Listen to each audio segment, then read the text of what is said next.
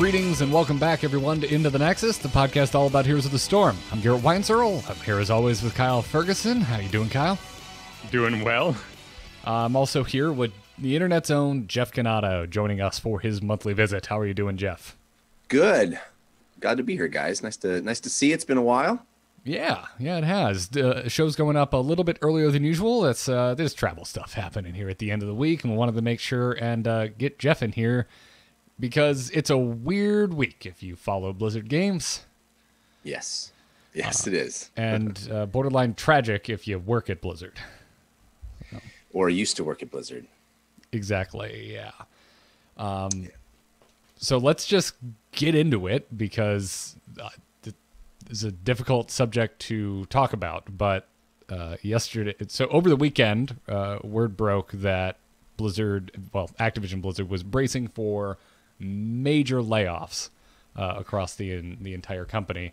Yeah, we had heard like something around 200 maybe, which is a huge number of people that might be laid off. Yeah. And then... and then it turned out to be so much worse. So this was all essentially centered around the earnings call, which took place yesterday.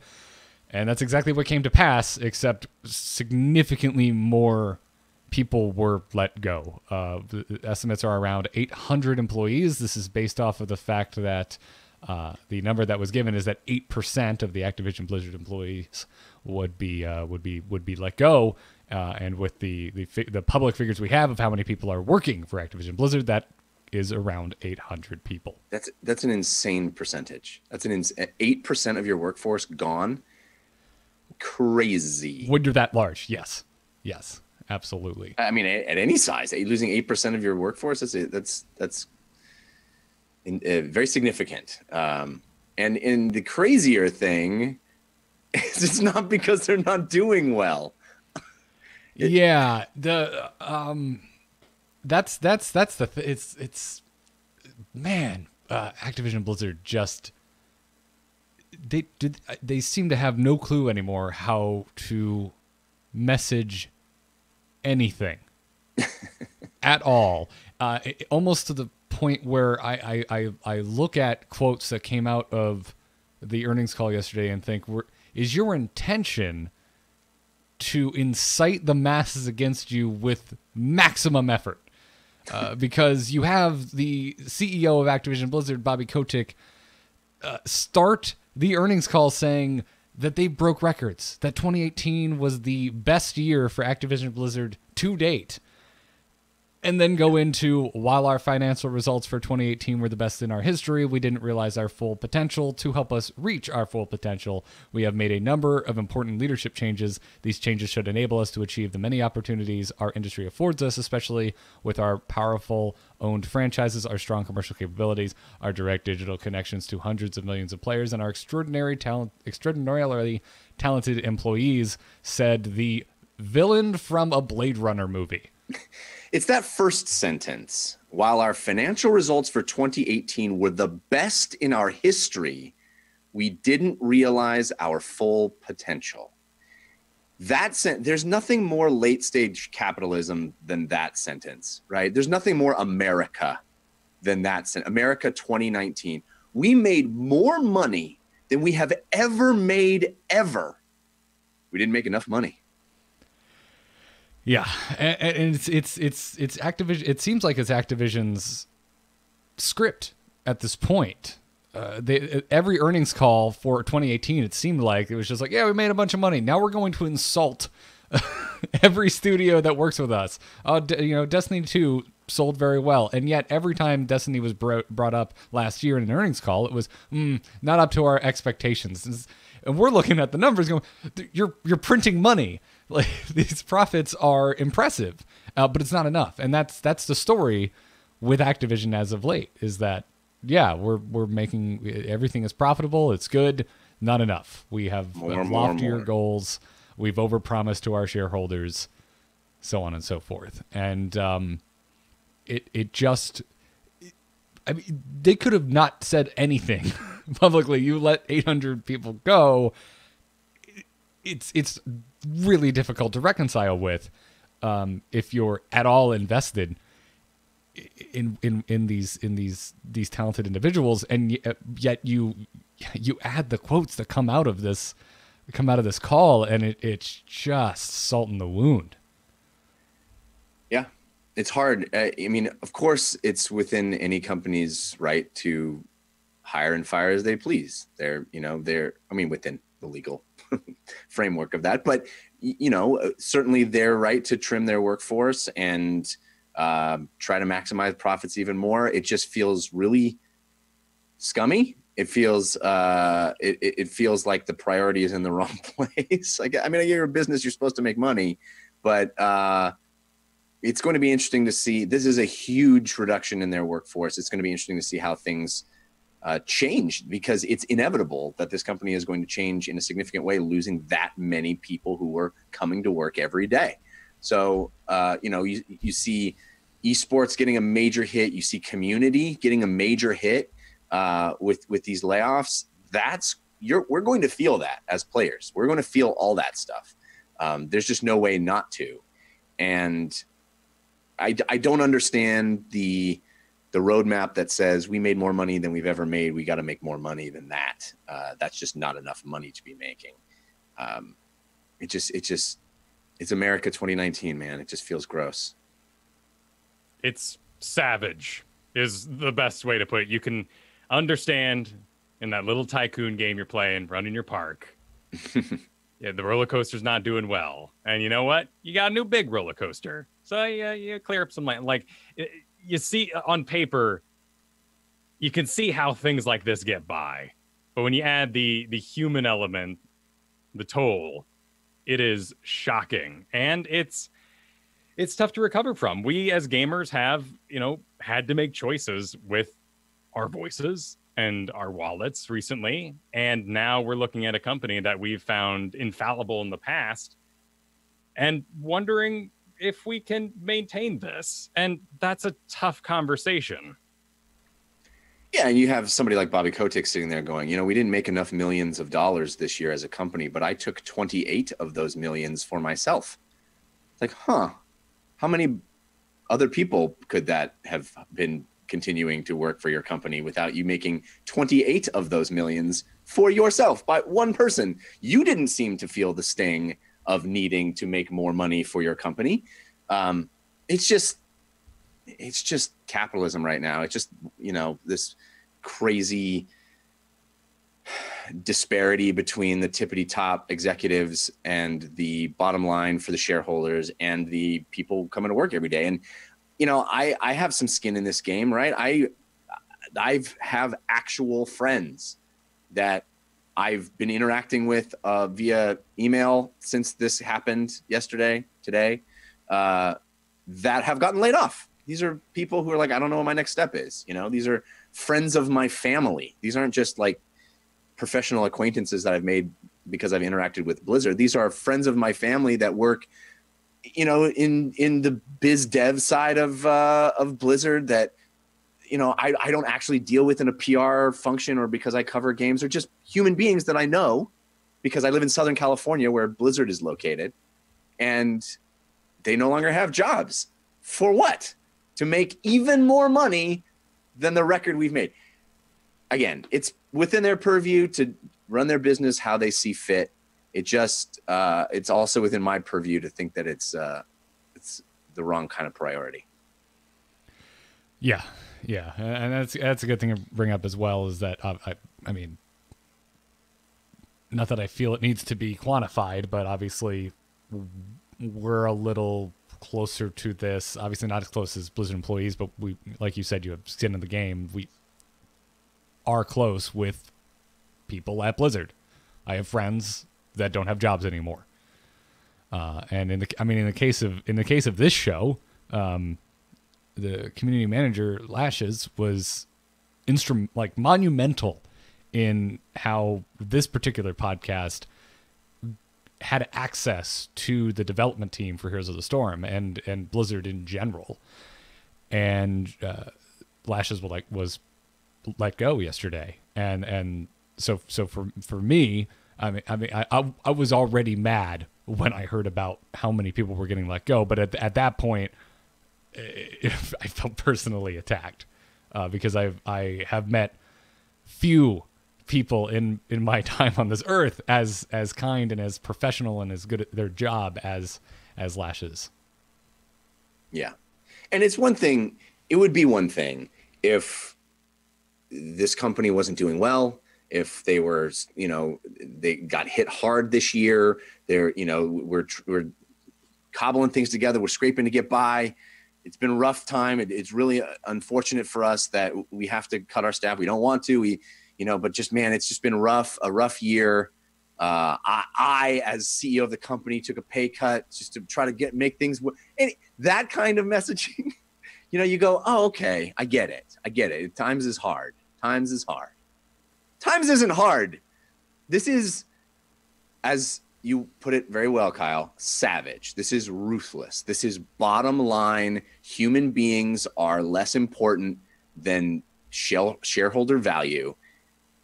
And that's where we are in America right now. And there's going to be plenty of people listening to this. They're like, yeah, that's exactly what a business should be doing, is increasing my shareholder value and making more revenue. And I say, I disagree. I say there can be human beings, and you can run a business with compassion and heart. Also, you can make more money than you've ever made and be okay with that. So, again, I'm a bleeding heart, but this is one of those situations where my heart bleeds. No, that's why we're happy to have you here today. I mean, this is the Gold League bleeding hearts, and we have flown in our Grandmaster bleeding heart in order to even out the matchmaker. Like, it's great that you're here to show the perspective, because for me, getting into Heroes of the Storm 2015, even doing podcasts since 2009, I was unaware that this happened in the past. Yeah. And in 2012, Mike Morhaime had to do this for his company as well. He was put in a position where they had to lay off 600 people globally, and they announced in 2011 Q4 record profits. It's a creepy thing to read that letter. If you just click on the Mike Morhaime letter and you start reading it, you're like, that's weird. I thought Mike Morhaime wasn't with the company anymore. Huh? Because it's exactly the same letter as the 2019 letter. It's exactly the same, which is nuts. Which, to argue the other side for a second, you could say, well, there wasn't a huge hit in 2012. There wasn't, we as gamers got awesome stuff and the companies continued and blah, blah, blah, blah, blah. Yeah, but it's still shitty. It's still shitty. I don't know. Well, and the savagery continues. It's a really difficult cycle, because of those 600 people that were laid off in 2012, a lot of them ended up back at the company as temporary workers, right, which means they then were put in the competition corporate system to climb once again back into full-time, to push as hard as they could to reestablish themselves. And we are finding out as video game consumers that this industry is becoming intensely draining on the creators, and how hard the crunch is towards the end of development, and the amount of pressure just coming from people above you who don't understand what you do at your computer all day. Right. And this leads to another drum that I've been beating on my shows, and I know a lot of people have, and it may be not an avenue we want to go down here, but I think it points toward yet another reason why this industry needs to unionize, because these 800 employees would have so much more power and more say if the other, thousands of employees bounded together and agreed to negotiate as one entity, right? And the entire industry did that. And they said, hey, if you want to fire us and hire us, these are our stipulations. You can't prevent firings, right? Unions don't prevent firings, but you can create a situation where it is much more beneficial to the worker. It is much less stressful. You have systems in place where you are informed. You have backup plans. You have a structure there to support all of the employees, but also employees that may get the axe. And I think collective bargaining in this industry is needed. It is, I think it's coming. And I think, I hope that these companies understand that you can't just treat human beings like a commodity. I mean, that's where we are. These people are just kind of used as a commodity. When we have a project, we hire them on as temporary workers. We don't give them any benefits. We fire them at the end. That thing goes on to make us record profits, rinse and repeat. It's just an untenable situation. And they're benefiting from a workforce that's eager to be in this industry, that's passionate about it, and that's usually young and single and without a lot of, the trappings that prevent the ability to kill yourself in service of your employer. And so these people, by and large, are working themselves to the bone because they want to be there. And we need to get over that and realize that, this industry needs to treat its people better. Well, and something you said there that is without a doubt a heavy part of this is the communication. Their own employees found out about this through a Bloomberg article, which was followed up by Kotaku and PC Gamer. You swipe to me. I swipe left on my Google phone, and there's the news. Like you're driving. You're not driving. You're not looking at your phone driving. You're going home. You get home. You look at your phone, and you find out about your company's dealings from another website, and building a system that could allow that communication happen. But it is worth saying too that this is a Heroes of the Storm show. Why are we spending so much time talking about this? If you listen to our recent episodes, we've been on an interesting ride here at Heroes of the Storm, and it is so fascinatingly modern that we have a functioning, very fun, very enjoyable game that I love. But there's all this poo on top of it. It's weird. It is weird. It is weird. And I've been saying over and over and over again, like you guys, listening to your show when I'm not on it, I hear the same thing I've been saying, which is as long as there's a queue, as long as there's players to play, I'm going to play. I love this game. It was the moment that Kevin Johnson got moved to another team that I was like, oh no. That one hurt. That one felt like what's happening, behind the scenes. And we'll talk. I think KO's messaging this week assuaged some of my fears, but yeah, you're right. We've been on this particular kind of roller coaster where it feels like this company that we've had a lot of confidence in and faith in and pride in, to be quite honest. It's weird as a consumer to feel that, but I have. And then all of a sudden it feels so unsteady and so unpredictable and so uncertain that you go, well, were all of those feelings misapplied? Was my confidence not justified? And this is another data point in that progression.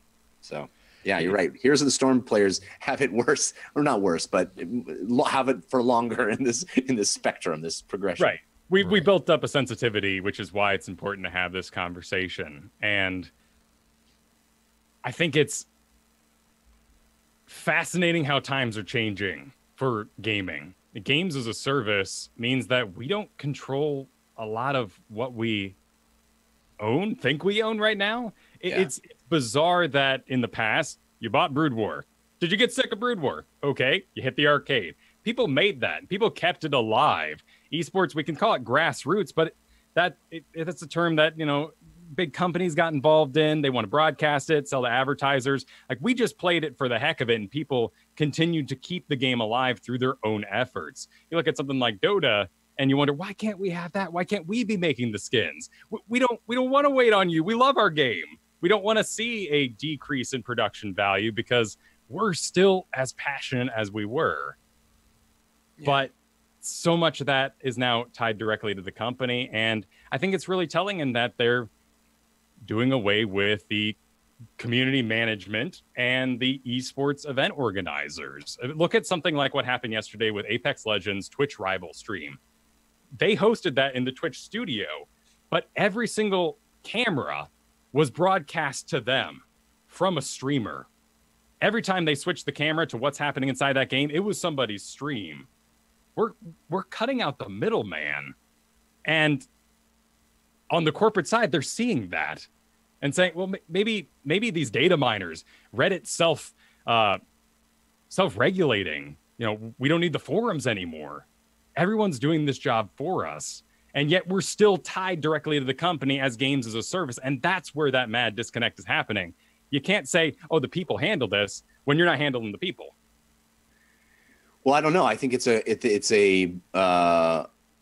we're at a paradigm shift, as you've identified. It is a inflection point of, you're right. The middleman, as you put it, is the people they were paying. It's like, oh, we don't have to pay people to do this. And maybe we just have to pay them a small bit of money up front, like the Apex Legends folks did, and say, hey, streamers, here's some money to play our game. And then they're like, oh, well, I really like your game. And like, oh, cool. We're not going to pay you anymore, but keep promoting our game. I don't know. I don't know how I feel about that, because on the one hand, it's cool. Disintermediate the whole structure. Yeah. Don't have gatekeepers. Awesome. Anybody that wants to play, anybody wants to stream, anybody wants to create content like we are right now, we can monetize that content any way we want. Cool. But also, we're making record profits and it isn't enough. So there's the person who's streaming 18 hours a day and barely getting up to pee or eat and making however much money, while the corporation on which they're doing, it's a messy thing. And I don't know exactly how I feel about all of it, because there's plus and minuses on both sides. But when you see the toll to 800 people in a stroke, it's hard not to get a little emotional and feel like something's wrong. Something's wrong here. Yeah, and that's where I find myself. I'm kind of in your boat, Jeff. I don't know exactly how I feel about it, because I've spent the last part of the better part of a decade essentially being a contractor. Like I have my shows. They do well considering how many downloads we get, but I'm married. I have a house. It's not enough to keep the roof over my head. I have to do other things. I'm a freelance graphic designer and video editor in the background. I help produce shows and content for other people. And I've been kind of cultured to just expect contracts to just end. No one has provided me health insurance since I graduated college. Right. It's been my own thing I have to deal with. But just because it's the norm for me doesn't mean that that's the way it should be, I guess, is the point I'm trying to make. Yeah. And that, I understand that my desire to talk about video games for a living kind of pushes me to go out of what some might consider a comfort zone for employment. But yeah, I just don't know, because I see this so much in what is essentially a creative industry, whether it's gaming or not.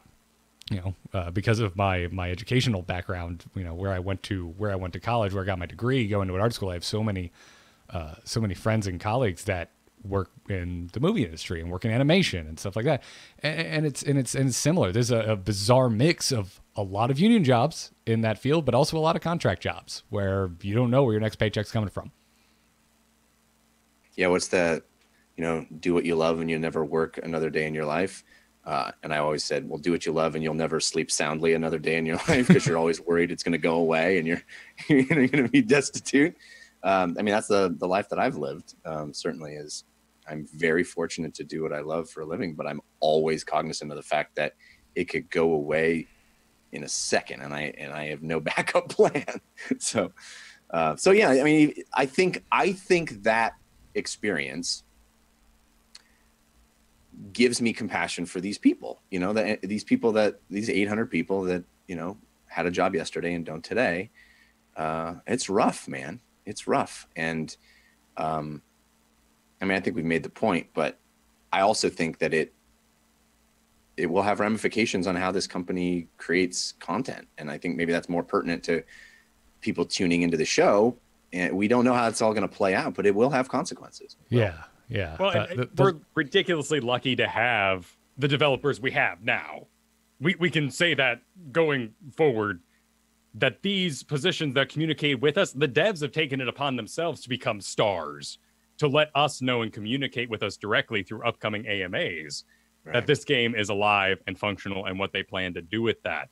Every single Blizzard game, and that this, fluctuates out through the entire gaming industry, it's now on the responsibility of the people who are working on this game to communicate with us and keep us reassured in our investment. And we are absurdly lucky that we got such a great letter from K.O. Milker this week.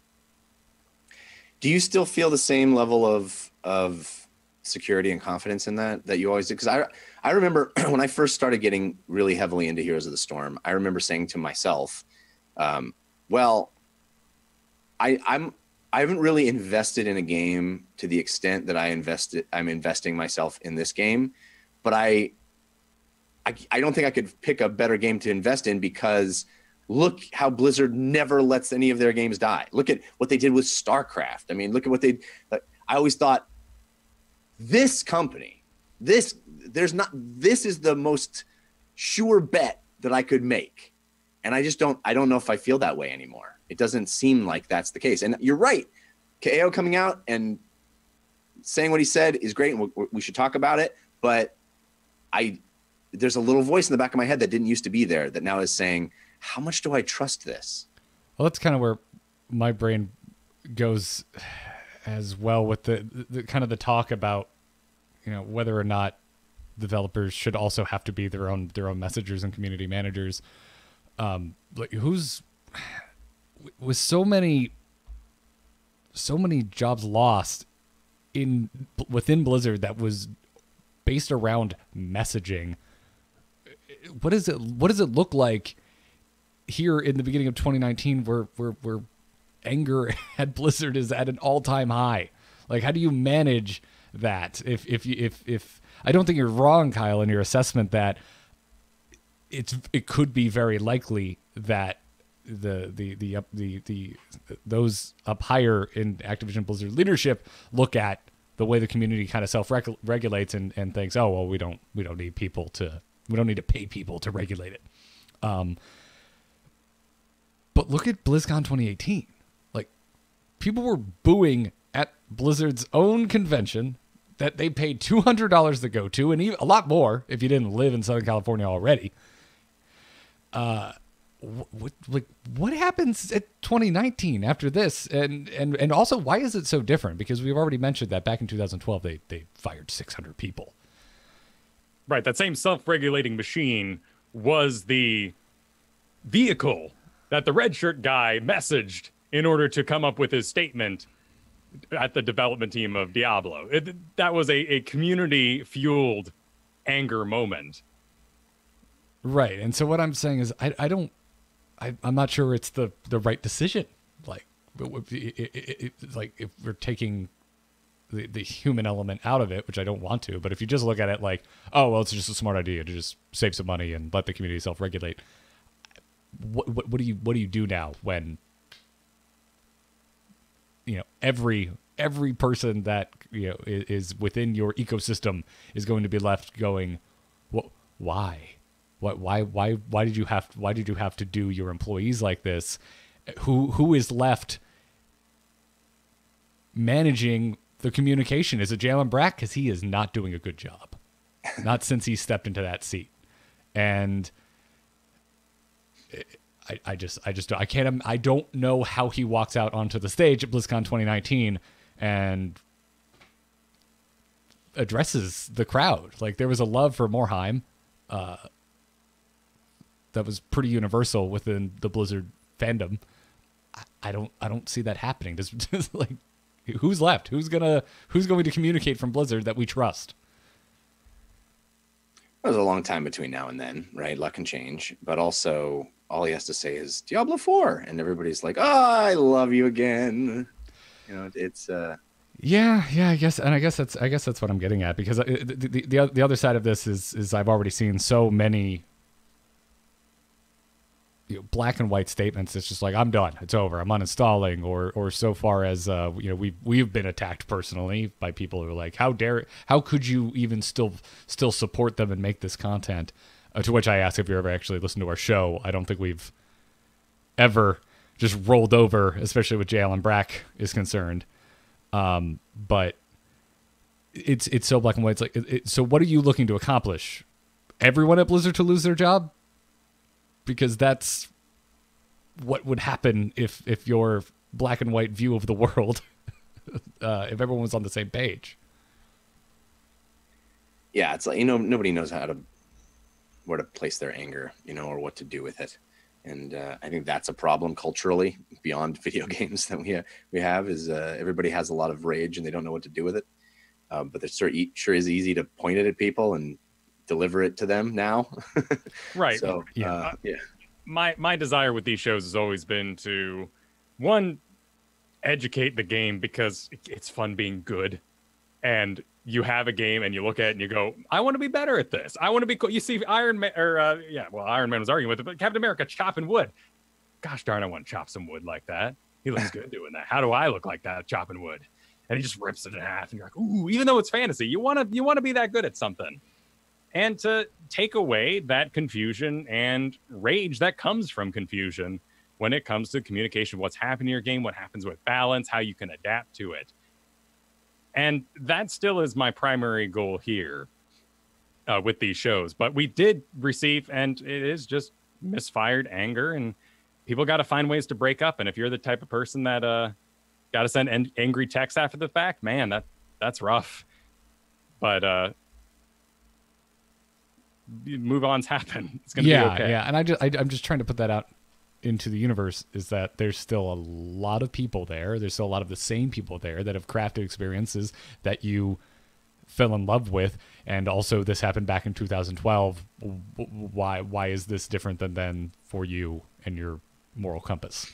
I think it's the games as a service, 100%. I think it's just a very big change in how we rely on the company for the games that we thought we owned, that we invest in personally. It's not Blizzard's story that we're playing. It's our story, my heroes, my games, my league that we have. And I think the future very much looks like Apex Legends. Not that is the game. I'm saying that the future looks like what Apex Legends did. There was a buzz that they did it without any marketing. How could they have done? No, they did it through word of mouth, the new word of mouth, which is Twitch. They did it through paid word of mouth, which is marketing. Exactly. So I find that hilariously baffling too, if anyone truly believes they didn't market that game. But they didn't traditionally market the game. Exactly. They were brilliant and shrewd in how they pulled it off. And it is quite an amazing thing. And I think it's going to change a lot in the industry, because people are going to look at that and go, oh, we don't need a 8-month cycle of PR. I think it's going to be interesting to see how the industry responds to that. But also, that game is lightning in a bottle in a weird way that you could never predict. And there's a lot of right place, right time that, another game that you did the exact same thing with wouldn't have worked, i.e., what was that, Cliff Blazinski's game that he tried to do, Battle Heights or whatever it's called. So it's we're in a weird time because there's a lot of change happening, and it's not all good, but it's not all bad either. I think a lot of it comes too just from alpha beta burnout. As gamers, we have tested your games for you, and seeing something come out and just work day one with the availability to say, let's play tonight, is just unheard of. Yeah, what a novel concept of just releasing a product. Right. That works. And the idea and again, talking about like we're doing the community manager's work, we're doing the QA work in some ways. Those are temp workers for the most part as well. But you're releasing betas all the time, then we're supposed to report the bugs. It's getting really strange. It's starting to get a bit weird, guys. Yeah. I wonder if that's part of what they're trying to figure out over on the Heroes team, because have you tried to get a game on the PTR lately? I did. I tried this last week, and it was non-existent. I battled AIs instead. I gave up. You know what? I mean, in the same sort of vein, I kid you not, I called my mother during my Hero League game this week. My queue was 25 minutes long, predicted, and it went to 32 minutes. Wow. And I had a lovely conversation with my mother before I said, I gotta go. That's a call your mama queue, is what that is. Exactly. There should be a pop-up that should say, call your mom. She'd love to hear from you right now. It's not MMR decay. It's family cohesion time. Tell your mother you love her. Yeah. Can I say though that I would prefer if I got to make the big choices, I would prefer people aren't in the PTR. If our player base is shrinking, let's all be in the game. Yeah. Yeah. No, I'm not. I wasn't putting that out there as a bad thing. I'm just see it as another possible challenge. Considering there was a 1 week turnaround from the PTR to the live game, I think we're doing a disservice to anyone in QA by thinking we had a major impact on testing it. Like, it was every time something ended up on the PTR, it more or less worked. Yes, numbers and balance may have been broken, but very often were there major glitches and issues with in addition to the game. It was always, through my eyes, pretty minor stuff. So yeah, no, I'm with you, Jeff. Yeah, I want players in the live game, please. I was never a big PTR player in the first place. It was just my place to go into try mode and try the new hero so I could talk about it on this podcast. And it is worth noting that my team league queue was 90 seconds afterwards. But I'm in Diamond. I got an MMR decay to battle. Yeah.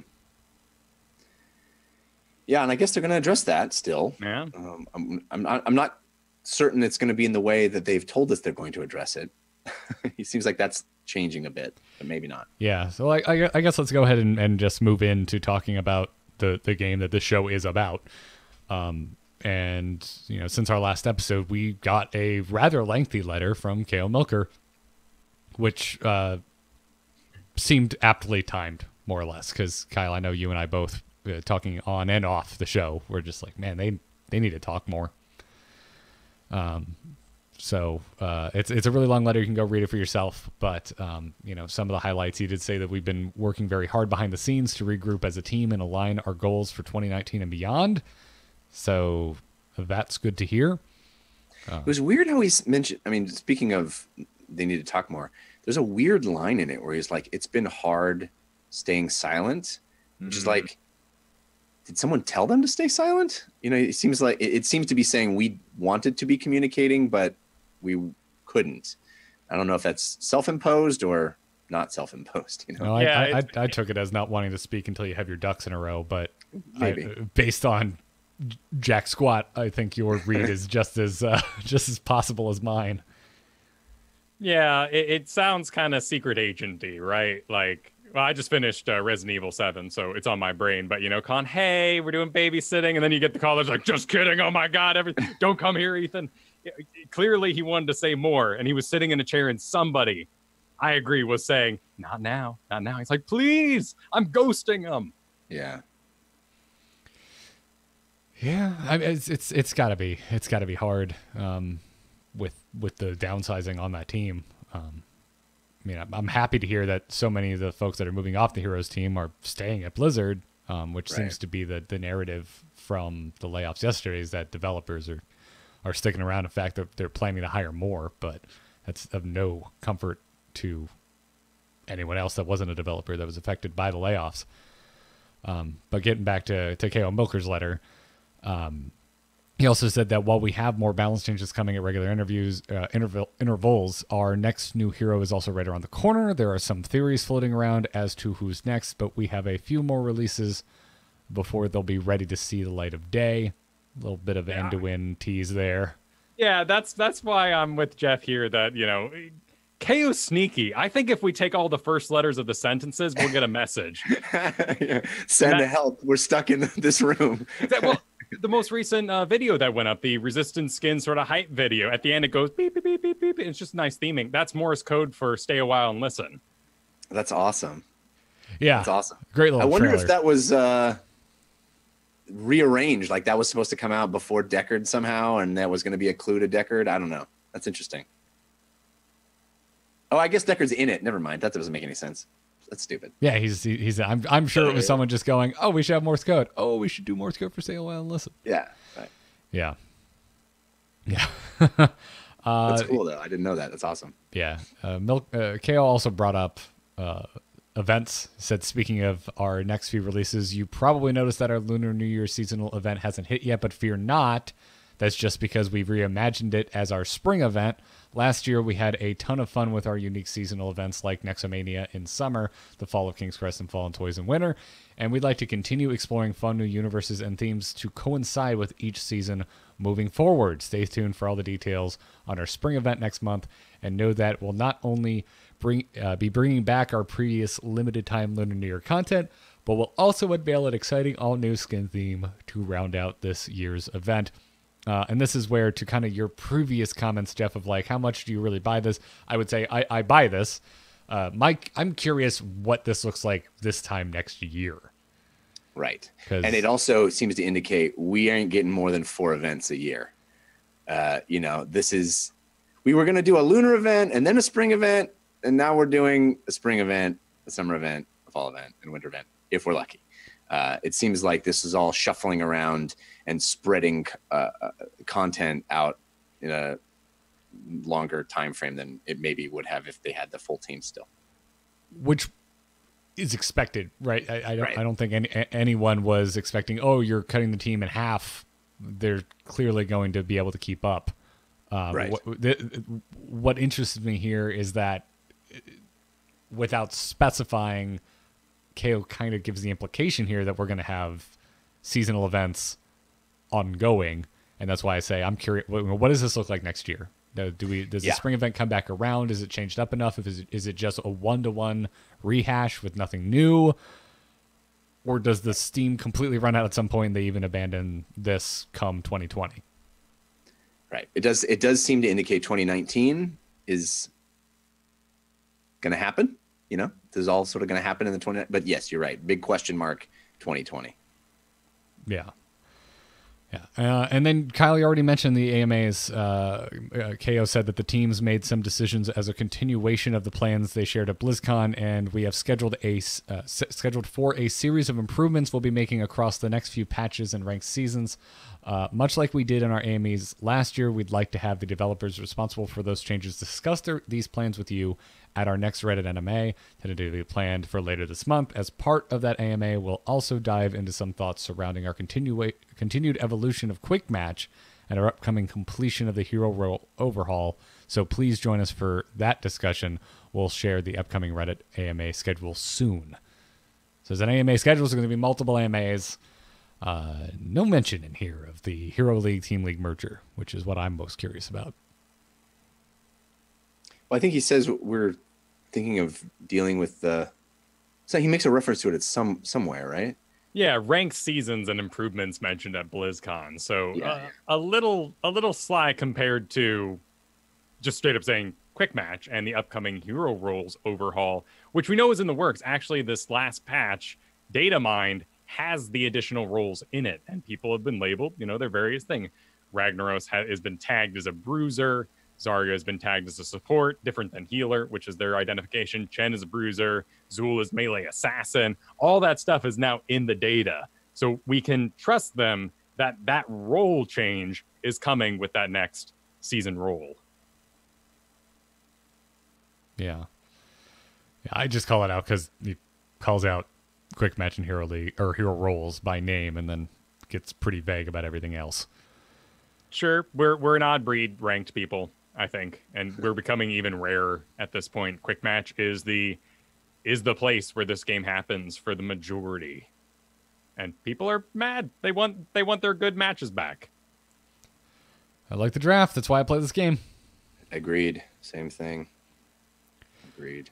And then Gold 2 Shards is coming with next month's spring event. KO said that we didn't want to stop there. We also looked deeper at ways we could provide more value and utility with gold. As a result, we're going to start allowing players to convert their earned gold to shards alongside the release of our spring event next month. This change, combined with the gem changes, is intended to give all players maximum flexibility in how they unlock their favorite content, and the team is excited to provide these options. This is good. I tweeted out that in a world where we just don't nuke gems from orbit, that I like this change. This to me is the glass half full of all the stuff that's been happening with Heroes of the Storm. This to me feels like something that was only possible because the team is smaller and there's less perhaps pressure on them to earn revenue. Because it feels like if this was in the works for a long time, we would have heard about it at BlizzCon. It feels to me, and I could be completely wrong, I'm just speculating, but it feels to me like something that they're allowed to do now. And I hope it indicates a level of freedom with the team that maybe they just don't have the same pressure that they had to perform, to be a big pillar in that Blizzard stable. They can be leaner, they can be meaner, and they can make decisions that are less about monetizing the game and more about giving players a better experience. So maybe a little Pollyanna from my perspective, but I think that might be the case.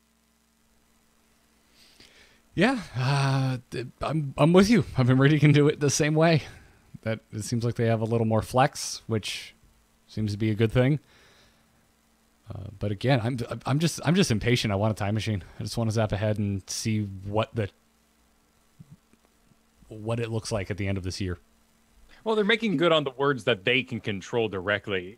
MMR and leagues is clearly ridiculously complicated on their end. And the systems they have built with the changing population, no less, have made this even harder to do. But this patch, this last week, hit with the, rework, the Abathur update, but also this purchasing crafting system where everything is craftable again or purchasable individually. It's a good thing. Yeah, it makes me want to, grind more, spend more time with the game, and unlock things for my heroes, which used to be a big draw, especially back in the Master Skin days. Well, and it's really important to say that we had to get value back on the boost, the stim pack. That thing was dead in the water if gold was not somehow usable by the long-lasting community. That's a good point. Hadn't even thought about that, which makes sense because you're right. I don't think a lot of folks have been thinking about it. So, so that's the big highlights from KO's letter. Kyle, as you mentioned, the patch is live. We talked about the changes which were on the PTR last week, and it has hit with a few changes. It's more or less what we saw in the PTR. I'm very interested about that cackling white mane. The cackling white mane? Yeah, at the end of the Join the Resistance video, there's a silhouette, a shadow of Whitemane laughing as a hiss goes in the background. So I guess she's getting a viper skin in the future. Oh, yeah, that would make sense. I dig the G.I. Joe Cobra analog world. It's rad. Oh, Go ahead. It's fun. Yeah. Super fun. The Deckard Payne skin is art. I love that, but I even think the Blaze skin is better. That Blaze skin is awesome. It's very well done in that it finds a way to more or less keep his silhouette, especially from the isometric angle, while losing so much geometry from his core. Yes. Changing him so drastically, and yet he's instantly recognizable. That is an art that's underappreciated. The constraints. You see a cool skin, you're like, that's a cool skin, but you don't realize the constraints that they were under to make it instantly recognizable, and yet he looks completely different. It's awesome. Very, very, very well done. And as we mentioned last week, the Hanzo is essentially a Kyle skin. So it's a really sexy Kyle skin.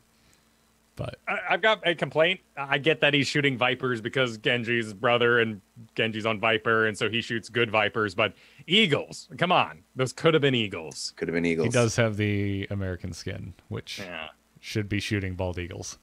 I agree. But they are the Snake Eyes and Storm Shadow of our alt universe, which is pretty fun. Oh yeah. Ooh, yeah. Okay. All right. I'll go with you on that. I mean, if it wasn't for the serious jank that appeared in that kind of weird Malfurion Christmas video a while ago, but now what, 2 years ago, I would feel like, oh, we saw a downgrade in the effort, the time put into this. But if you got to move fast and you got to move cheap, doing just crazy explosions and making it into an action figures commercial, I'm for it. All right, bring it on. Man, to me, it looked on par with all the trailers we've gotten up to this point. I didn't notice a lack of quality. I mean, go back and watch the Suns Out, Guns Out. Like, it has this old VHS filter over the whole thing. It's cheesy as hell. I love it. So, you can now see opponents' names in the draft screen. But did they take away the ability to see who's on voice communication in the draft screen? Did anyone else notice that? I don't know. So usually, or in the last few months, there's been a little microphone for the people that all clicked yes, join team communication. Today and last night, or whenever I was playing, I didn't see that. I joined it, and I usually look to see who else is on voice communication, and the icons weren't there, but it said 3 people were in. So I don't know if I just didn't see it or what's going on. I didn't notice that, so I can't speak to it. Maybe it's intended. Maybe it's a bug from reinstituting the names. I'm more curious because I know you've been a victim of it in the past. Kyle, are you concerned about sniping again? I mean, if they looked at my profile now, they'd see nothing but Artanis and a Nubarak. So, yes, but it's kind of my own fault, in my opinion. You know, I roll with the punches pretty well. And for my own stream's sake, I do run covers.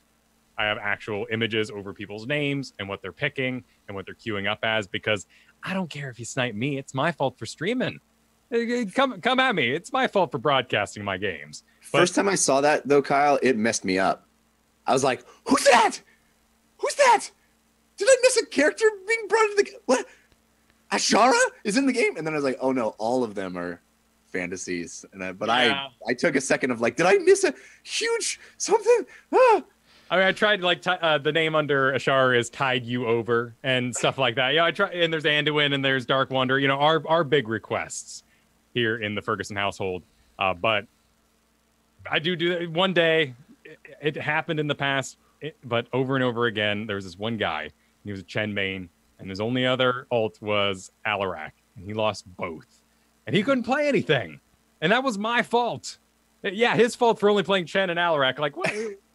Okay, dude, you know, maybe expand the roster, but I ruined his day 2 games in a row because he was on my team. I like that particular pairing too, because could you find any 2 more disparate heroes than Chen? I guess there's some similarities, but it's pretty cool. It's a pretty cool. You can throw like an Abathur in there, I guess, too. Just be wild man. Yeah, it's interesting. Well, I'm curious to see how this plays out for you, Kyle, as a regular streamer of this game. Well, and the names weren't announced. This is not part of any patch. We just played ranked games and saw the enemy team's name suddenly. So we don't know if this is official. They said in the previous AMA that they were planning to bring this back because population was decreasing and one-trick ponies are rising really fast in their own data. They want to make sure that if you have these repeat matches that you're able to use the system as intended. Use your strategy and your points available to you. Yeah, I like it. I do too. It's what I expect out of pro play. So I'd like to see it in draft games at home, even though it'll probably mean I may never get a Nubarak again. You can't right-click profile, so you know, people have to know your name. Right. The only way you can do it is if you are on a team with somebody, and then the next game they're on the opposite team. Then you can go back in your chat or whatever and right-click and look at their profile. Yeah, but a couple weeks ago, I did play against the same team like 4 games in a row. So they would have definitely picked up on a draft strategy. And by strategy, nothing better than having the whiny complainer on your team than on the opposite team the next game. It just makes it so sweet. Just makes it amps up the stakes, man. You're just on 11 the whole game. You're like, yes. I'm gonna own you, and I'm gonna tell my team you were tilted and they should focus you because I'm a jerk. I may drop a spray when I kill you. I just might. I don't know. Maybe I will. It's in the game. You know, it's in the game. I don't know, man. Donkey Kong could walk you off the edge when he grabs you. Like, it's in the game, bro.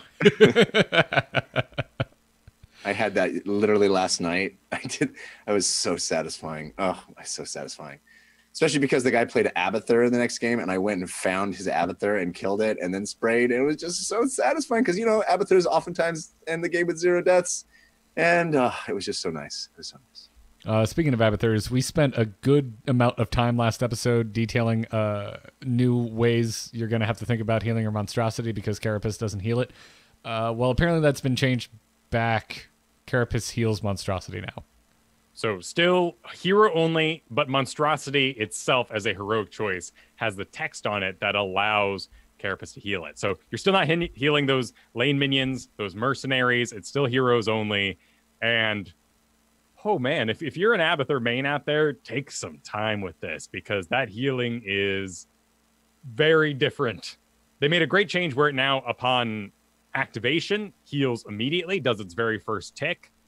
But you're going to feel how perhaps low power that heal is now. And Abathurs are going to have to rewind their sort of support main status. Yeah. Speaking of those statuses, data mining has shown that the role rework may be coming sooner than we expect because we're seeing things like Bruiser attached to Chen, Melee Assassin attached to Zul, Support attached to Zarya. Yep, it's all coming in, though. This also suggests that we are bouncing patches at the moment. There were some really bizarre AI bugs in this patch. In particular, Arthas is pissed off at the support target dummy. The one you can try healing. He's mad as hell. Oh, in try mode? Yeah, he will ult that thing. He will do everything in his power to try to kill that invincible bugger. Classic Lich King. I love that you noticed this, that you went into try mode and saw this. There's also a lot of reports from AI players saying that the entire enemy team of 5 AIs take single camps. They are a little overstoked on that strategy. Okay. It's funny. Gotcha. Not Paradox is in the chat room confirming. Yes, Arthas hates the healing dummy. Yeah. I don't know what it did, but oh man, nice to see you, not Paradox. I'm ready for that role rework. Bring on the AMA. Because what do you want to ask? If you were going to ask them anything, what would you ask? Oh, gee, I have too many things buzzing around my head. But if they're going to be talking about game modes like quick match and whatnot, Kyle, you and I, it's been difficult for us to not to bring up the subject of the new player experience over the past multiple weeks. But that kind of ties into the game modes. I mean, we brought up that to us unranked seems superfluous, and we're quickly put in our place by comments from listeners that are like, "No, that's my jam. Don't take it away." So that being said, every game mode definitely has its diehards. You know, there's still a lot of players that are more than willing to wait for very long queue times to get into a hero league.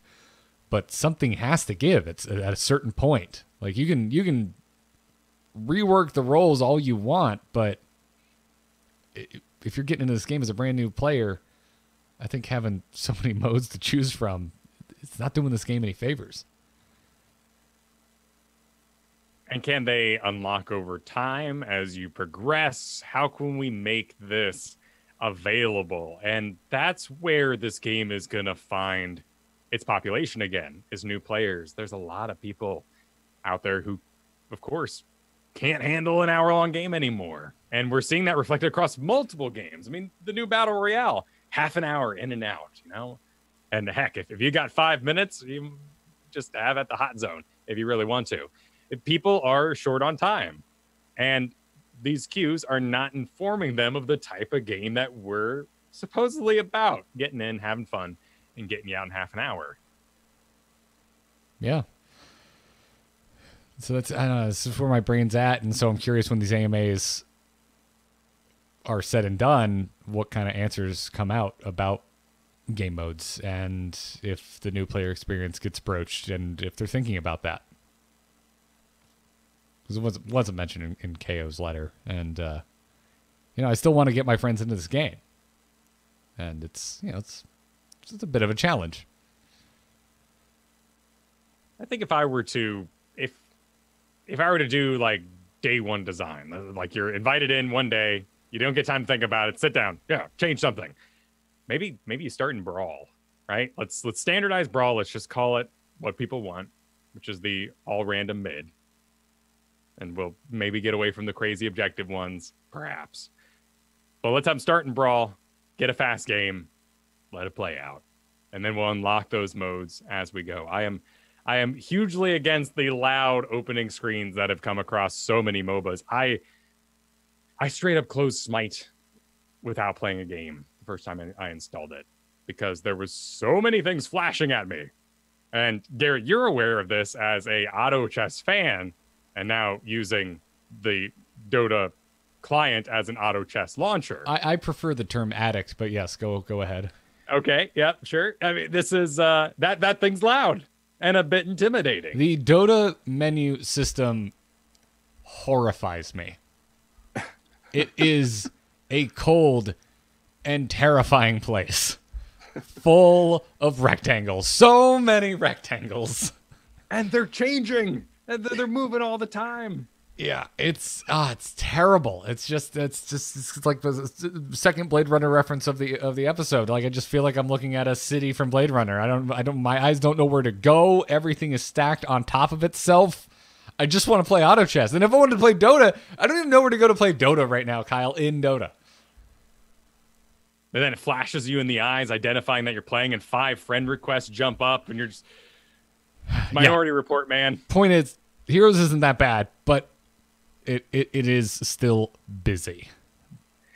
I just don't know about gating people as they start the game and forcing them into modes that they're not interested in. Thank you for reminding me, Jeff, that I completely 100% disagree with any suggestion, Kyle, that ARAM be a thing anyone is forced into because it is trash and no one should ever play it. I had an experience this week with a couple of guys that were on comms, and God bless everybody that gets on comms in Team League. It needs to happen more. But I looked at their profiles, and they were very, very new players. And one guy's like, I only have a couple of heroes. And I was like, okay, here we go. This is going to happen. And they were great, very, very skilled players. You could tell immediately. One player played Orphea all over the place, using movement, playing exceptionally well. And I was like, oh, you guys are Smurfs? And they're like, no, we just started playing this, but we came over from League. And I'm like, see, this is why I wouldn't want to gate the game away from people that have skill and want to jump in and try our game because they've been playing MOBAs for years or whatever. And you don't want to force them into training wheels when they don't need them, you know? Nah, it's a good point. And that's why I just kind of look at the interface and just go, well, can we clean this up a little bit? I'm clearly of the mind that Hero League Team League merger is an inevitability with the queue times that I'm seeing here. I mean, can you imagine how bad it must be in other regions? Because this is a region locked game. I don't even want to. I don't know. I know we have like Australian listeners. What is the queue like over there? I can't imagine it's great. I think you give up. You don't spend that time. I mean, in my half-hour queue, we had silvers. Call your mom. Just call your mom, dude. Yeah, I had a great conversation with my mom, but silvers ended up in my game, and it was sad. Yeah, I mean, first of all, my whole chat's like, if you die to that silver Falstad, you're fighting man. I'm leaving. I'm unsubscribing, bro. But we did punish them in the end, and our silver did better than their silver, and we won. That ain't right. Yeah. I would also like to say, call your dad. Your dad wants to hear from you too. Yes. Your grandparents would probably love to hear from you. Call a cousin sometimes.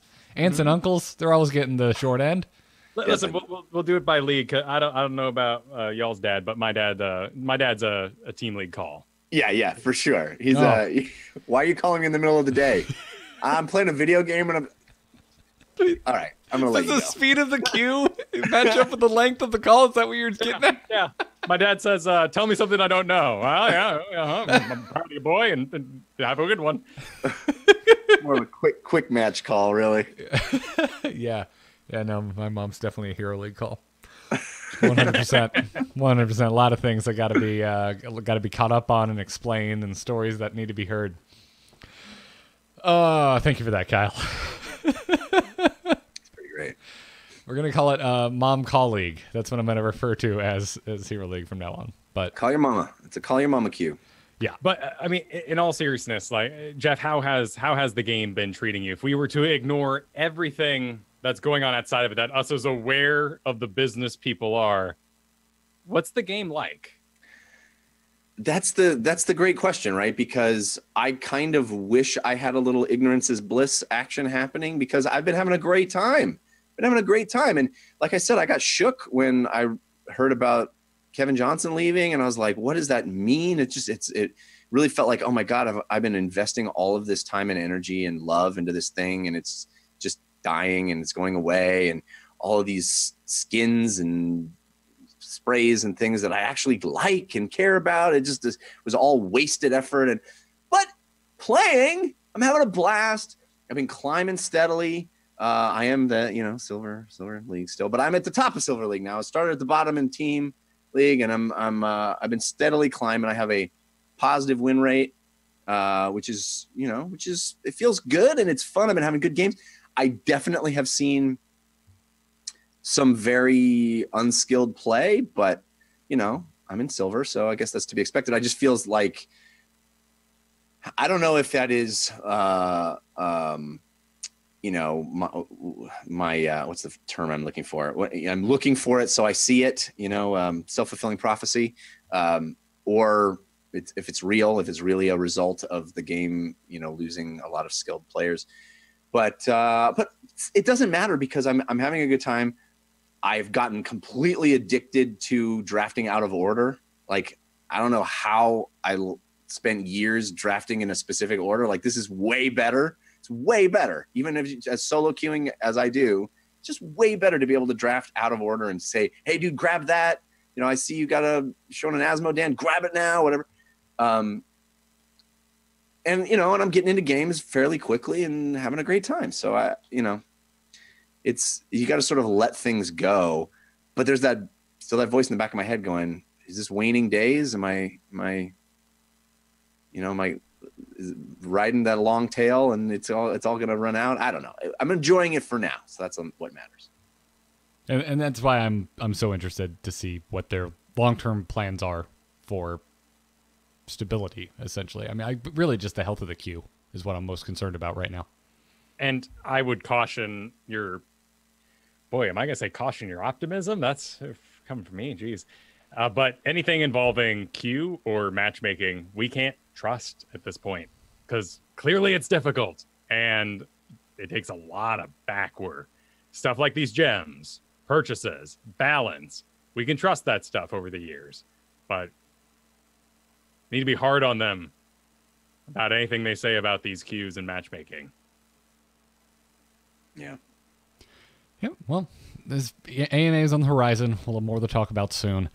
But I think this is more or less a good place to end this episode. Knew it was going to be heavy. Wanted to just leave room to breathe for all of the topics today. We do want to thank you if you're supporting us on Patreon, over at patreon.com/ITN. That is how this is our job. So thank you for the support, everyone. It also means we get to pay guests like Jeff to come on and share their experiences with us. Some of our newer patrons are John B., Steve K., and Amand K. Thank you very much for supporting us. And if you like Into the Nexus and you want to support us, patreon.com/ITN is the best way to do so. We'd also like to thank our producers today. Thank you to Declan H., Cheesy Bob, Pathagos, and Crusader Dave. Thank you for the very generous support, you four. You can usually catch us live Thursdays at 5 p.m. Eastern. We're doing a different day today because of scheduling and traveling and getting Jeff on and so on and so forth. But we will be back next Thursday. And Kyle, we're also going to have a bonanza next Thursday. That is correct. Signups will be going up later tonight. So if you're listening to this episode, they're already up. And you should check out the Patreon to get signed up for the Team League night. And of course, without the patrons' help, Jeff couldn't be here. And it was awesome having you here today. Well, thanks. I'm grateful to the patrons, grateful to you guys for inviting me. And I love talking about this game, and I love talking to you guys. So thank you. Yeah, man. Well, before we go, where can everybody find you?